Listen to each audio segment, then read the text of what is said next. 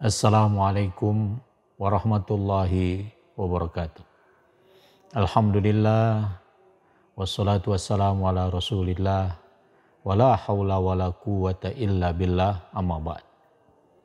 Kaum muslimin rahimakumullah, bersyukur kita kepada Allah atas dipertemukannya kembali kita dengan bulan yang mulia ini, bulan Ramadan.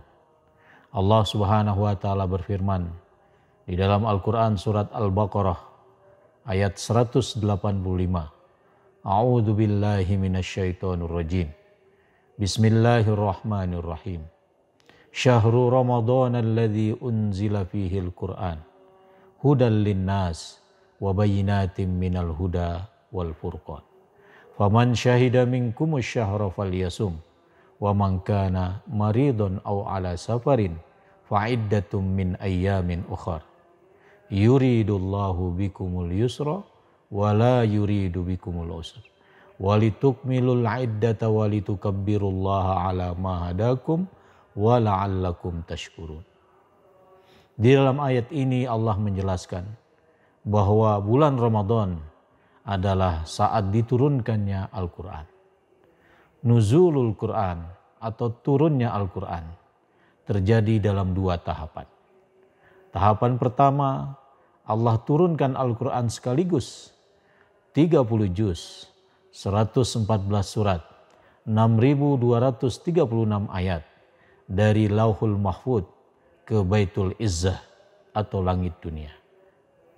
Kemudian pada tahapan kedua, dari Baitul Izzah turun kepada Nabi Muhammad SAW melalui malaikat Jibril.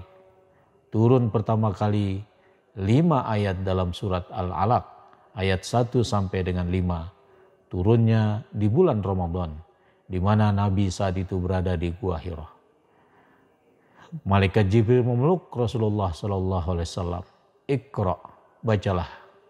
Nabi menjawab, ma ana biqari. Aku tidak bisa membaca.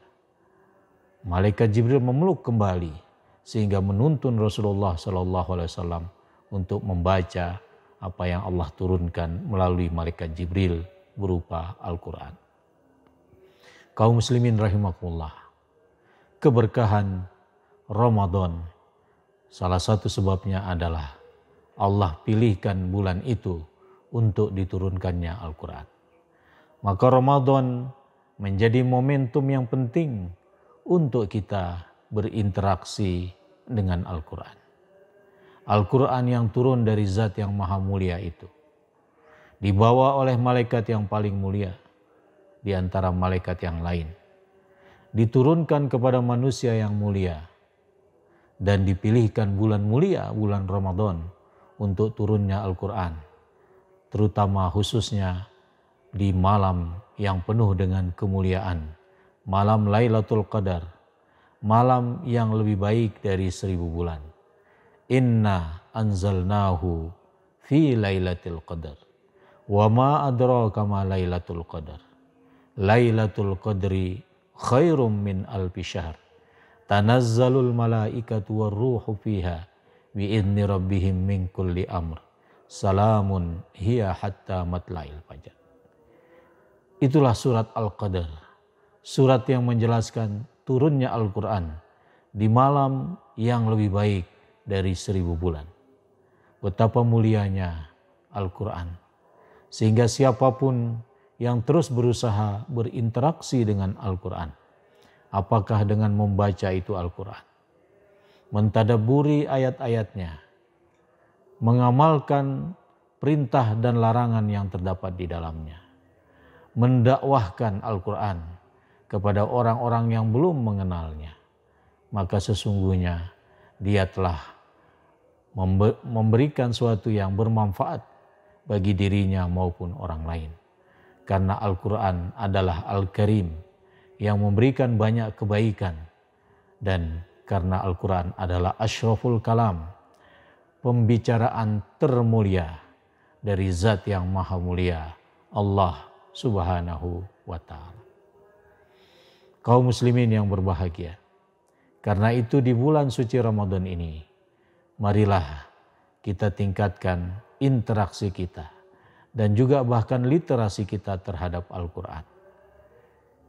Di antaranya dengan berusaha membacanya. Membaca dengan penuh kekhusyuan, membaca dengan tartil, membaca dengan hukum-hukum tajwid yang kita mampu melakukannya.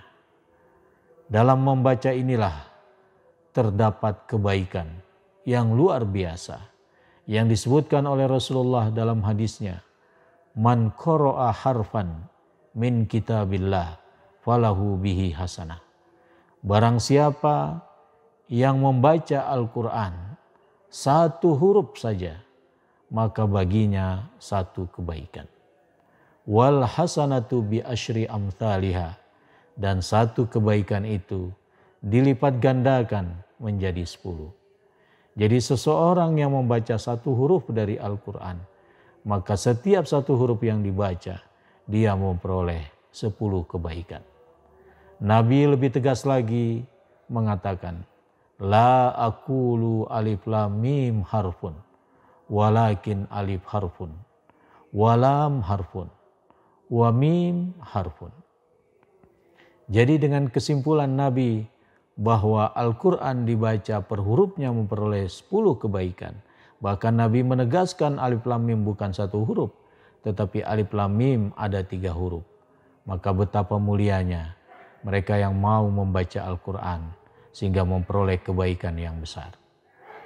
Di samping itu, Al-Quran akan menjadi syafaat bagi pembacanya. Dalam hadis sahihnya Nabi menyebutkan, Iqra'ul Quran, fa innahu ya'ti yaumal qiyamah syafi'an li ashabihi. Bacalah Al-Quran, karena Al-Quran itu pada hari kiamat nanti akan menjadi syafaat bagi yang membacanya. Kaum muslimin rahimakumullah. Selanjutnya, interaksi kita tidak terbatas pada membacanya.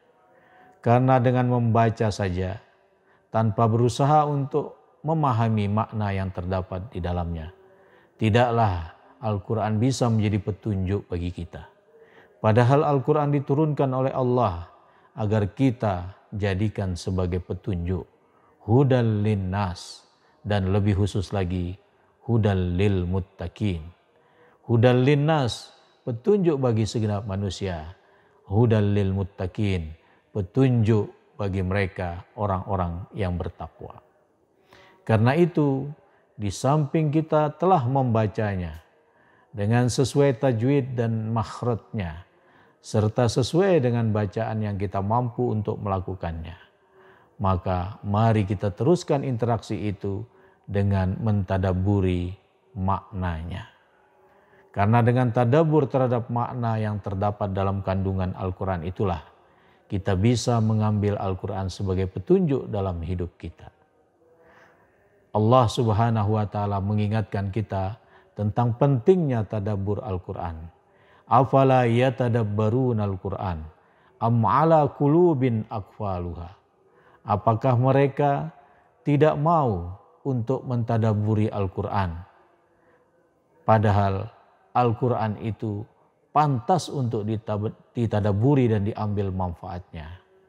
Atau mungkin di hati mereka ada kunci yang mengunci hati mereka sehingga tidak mau dibuka untuk mentadabburi Al-Quran.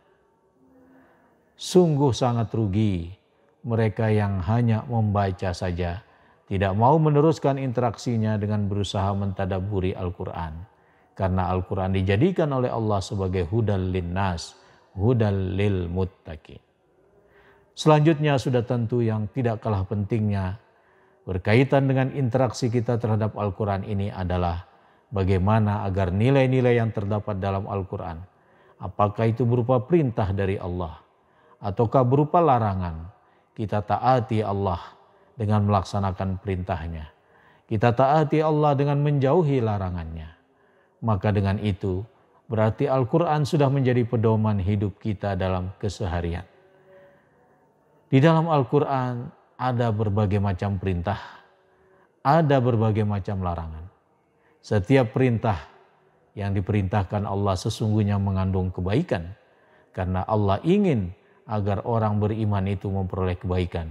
maka Allah perintahkan sesuatu sehingga mereka memperoleh kebaikan itu. Dan sudah tentu juga Allah tidak ingin hambanya yang beriman itu memperoleh keburukan sehingga Allah melarang sesuatu. Artinya, dengan kita berusaha mengamalkan Al-Quran dalam kehidupan kita sehari-hari, akan ada kebaikan-kebaikan yang kita peroleh.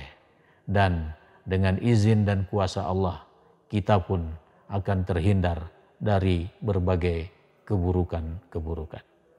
Marilah di bulan suci Ramadan ini, kita terus meningkatkan interaksi kita terhadap Al-Quran dengan harapan kita memperoleh petunjuk Allah melalui kitab sucinya, sehingga kehidupan kita menjadi lebih baik, baik di dunia dan insya Allah baik juga di akhirat.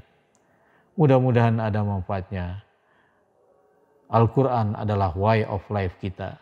Mari kita amalkan dalam kehidupan sehari-hari. Wassalamualaikum warahmatullahi wabarakatuh.